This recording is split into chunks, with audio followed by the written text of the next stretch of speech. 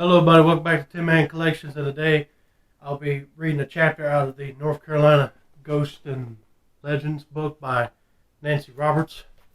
And this chapter is called The Ghost Comes for Blackbeard. Excuse me. All right, here we go. Blackbeard had always liked the color of night, and it suited him well. He made it his habit to wear black from the crown of his rakish, broad-brimmed felt hat and thigh-length coat to the dark, sooty hue of his immense boots. It was Friday, November the 22nd of 1718, and he had no reason to believe that today would be unlike any other. The rising sun limned the outermost rim of the dark winter sea with a flaming scarlet border, and the ropes and rail of the Adventure glistened with silvery hoarfrost. Blackbeard's strong, rough hands, thickly mantled with black hairs, traveled expertly over the rigging. From habit, the big fingers, half numbed, checked the rope yarns of the furled sails, so that whenever he wished he could haul home the sheets without his men scrabbling up to loose them. It was the old precaution of his. The lowered main and the foreyards gave the Adventure the deceptive appearance of having lain at anchor for a long time. This morning, in the bleak gray light before sunup, he was a caged black panther pacing the deck of the Adventure. A tall man, he had a long cutlass that swung on the belt at his hip as he strode back and forth with immense suppressed energy.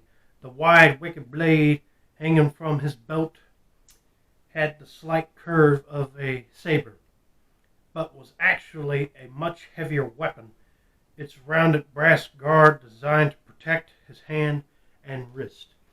Blackbeard had taught his crew how to use these blades with brute strength and deadly accuracy. Sailors on the merchant ships often panicked at the sight of the pirates' cutlasses swinging in murderous arcs. I would be too if I saw that, but anyway. Blades glittering in the sunlight, and many surrendered even before their ships were boarded. The captain of the Adventure saw a pale, sickly sun barely visible through the clouds on the horizon, and bellowed, "Israel, Israel, hands! Where in hell are you?" It was Israel, and sometimes the loyal, masterfully built black Caesar, who often helped keep the crew in line when the men didn't see action. For a while, they grew slack in a punt. Damn! Where was that rascal? Israel. Blackbeard threw back his head and took a great swig of rum from the leather flask at his waist, savoring the familiar fiery feel of it, the length of his throat. Israel should be here to drink with him, keep him abreast of whatever crazy rumors crewmen were always whispering, or fight if need be. But the latter was unlikely. There could scarcely be a safer place than Ocracoke for mooring the Adventure, and it ought to be so. He paid North Carolina's Governor Eden, who lived but a few miles away, well for it. Barrels of sugar and rum, as well as other plunder, were transported furtherly by darkness from his ship to the governor's back door. The heavy, dark rum had left a pleasant, lingering warmth upon Blackbeard's tongue, and despite a slight cloudy of memory, he suddenly recalled why Israel wasn't there. When the weather was raw and the wind's icy breath blew wickedly across the water, Israel often remained in Bathtown because of his bad knee.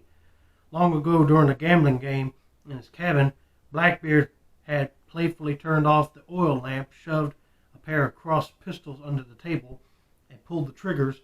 One pistol misfired, and the slug from the other tore through Israel's knee, crippling him for life. "Why did you do that, sir?" a crew member asked timidly. "So you remember who I am," roared Blackbeard, laughing raucously and slapping his thigh. Crew members within earshot melted away, stealing off to their quarters. This morning, Captain Edward Teach, or Blackbeard, as he was often called, wondered himself why he shot off the 2 pistols, drank, and the devil proudly. Some even called him the devil. Maybe they were right. He thought grimly, but a little fear was good for the crew. Keep 'em in line. Israel Hands had been a damn good fighting man, and despite his bad leg, he could still swing a wicked cutlass. Why hadn't the shot hit one of the ruffians gathered around him? Instead, some of them were better deckhands than fighting men. They had been garroted a long ago. If he had not trained them well, nobody would ever take him alive. He would fight until his last breath. But today, he couldn't get the superstitious talk of the crew out of his mind. It was on the last voyage from Bermuda back to Ocracoke that it started as a whisper. There's one man too many aboard. A man no one knows, Israel had told him. What they were saying, well, blast them, he had replied. Let's find the rascal who started it, and I'll hang him from a yarn. Assemble the crew. Israel got together 17 men. This extra crewman you think you've seen, men, tell me what the rogue looks like. Blackbeard boomed out, but they stared off into the distance or down at the deck, and none would say. Some began to slink off until finally only Israel and a handful of the crew remained. After questioning them and receiving blank looks or shakes of the head, he dismissed them, leaned against the rail, and spat into the water. Yellow belly riffraff, he pronounced with loafing. His best officers and fighting men had left him, drifted off to join pirates of the high seas who had not accepted a pardon. Men like those would have told the truth. Well, it didn't matter. In a few months, everyone would have forgotten this superstitious bilge about a mystery crewman. He fingered the covered handle of his cutlass, its broad blade razor sharp, and he recalled bitterly how he and his crew had agreed to the royal proclamation offering a pardon to pirates. Now he wondered why he had agreed such foolishness. He knew it was the source of his restlessness and frustration, an act that would doom him to years of boredom. Even to a wench he grimaced. How could he have been fool enough to marry a 15th wife? Was he flattered that Governor Eden himself had offered to perform the ceremony, or had he coveted the land that came with the girl, the 16-year-old daughter of the Bath County planter? No amount of land was equal to what he possessed when he stared out like this at the vastness of the sea. He had found the people in the small coastal village of Bath both foolish and contradictory. They wanted to hang pirates if they caught them at sea, but when they met them ashore, face to face on the street, they thought them glamorous. Blackbeard soon began to see that he was treated as the town hero. He never ceased to be amazed at how the silly asses fawned upon him and asked nonsensical questions. I say, what was it like to be a pirate, Captain Teach? The men would probe curiously, and women would look at him, asking Cally. It's Coyly. Anyway, do pirates really make people walk the plank? That's a stupid question, yes, but anyway. He would reply with a chuckle, not pretty women like you. But now he was bored by it all. He had chosen Bath Town as ideal for his purposes. It was situated on the river where boats could go up and down for pleasure, but it was not navigable by large ships that might prove a threat to him. Today the adventure was anchored in Blackbeard's favorite spot at the southern tip of Ocracoke Island, on the sound side, Teach's Hole, some call it. His elbows rested on the mahogany rail of his ship. He lifted his spyglass and pressed it beneath his fierce-looking brow.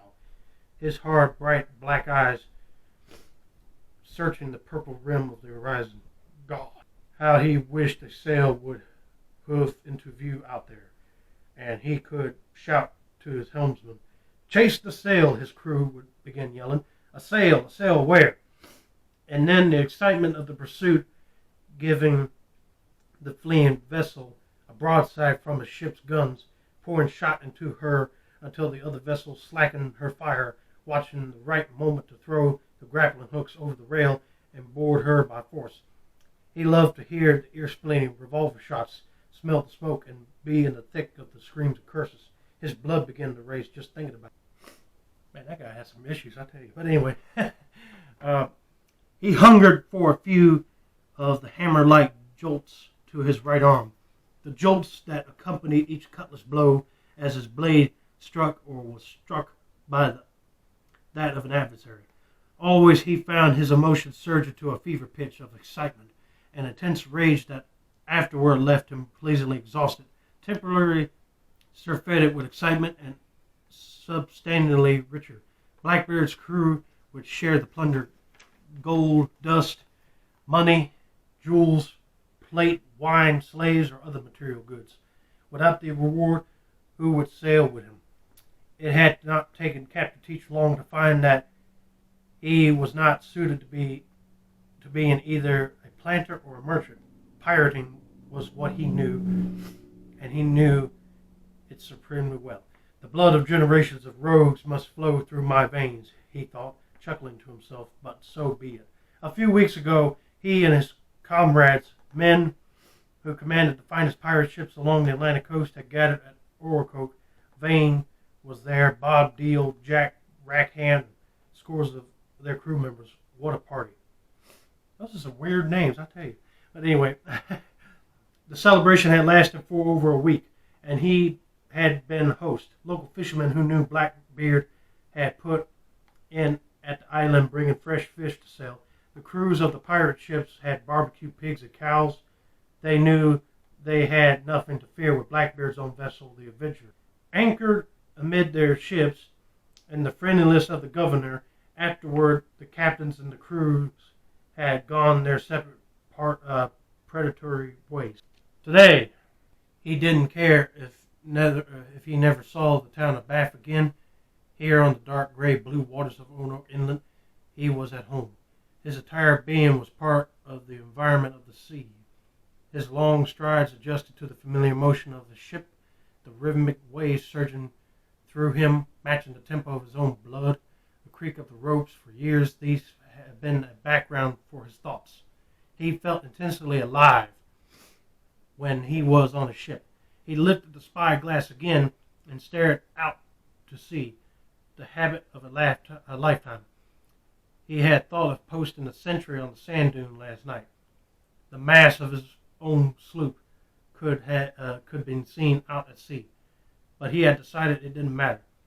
He had been at anchor here in the harbor for 6 months.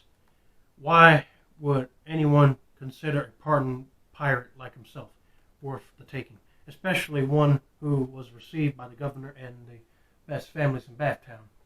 His forays had been far and only minor, unarmed ships like fruit, ripe for the picking, that he had encountered on his recent trip back to Ocracoke from Bermuda. He didn't have a full crew today, but the decks of the Adventure would be crawling with men when they heard of his new scheme.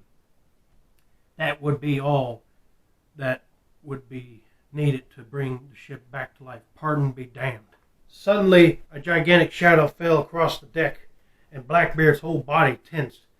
He whirled to see a huge black hulk, a dark, misshapen head from which stared two fearsome glaring eyes that shot forth sparks. Long, outreached arms seemed to beacon. The eyes burned into his own, and a thought seared his brain. Then the creature was gone. On his last voyage, had there recently been an extra crewman aboard, a dark and sinister creature who only masqueraded as a human being when it pleased him to do so. Could it be that the devil had come for him? Well, he would give him a fight, one that even the devil himself would remember, for he, Blackbeard, was an intrepid as he was unscrupulous. From His youth he had possessed dash and courage. He turned to see the head of one of his favorite crewmen emerge from below deck, the massive, courageous Negro. I hate that word. The rest of the crew called Black Caesar. Blackbeard had taken him on the Caribbean, and he was one of the pirates' most loyal men. Caesar, you ain't afraid that an extra crew member the man has been talking about, are you? No, sir. If I see him first, he ain't going to be extra. He's going to be gone. Caesar smiled, and his hand grasped the handle of his cutlass. That rubbish started while we was cruising from the Bermuda back to Ocracoke. Blackbeard must, Caesar, looking out to sea. Yeah, the crew began to whisper, there's an extra man aboard.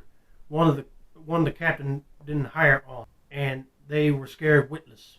Alright, I think I'm going to stop here and do a part 2 because it takes a little long to upload. So, see you next time.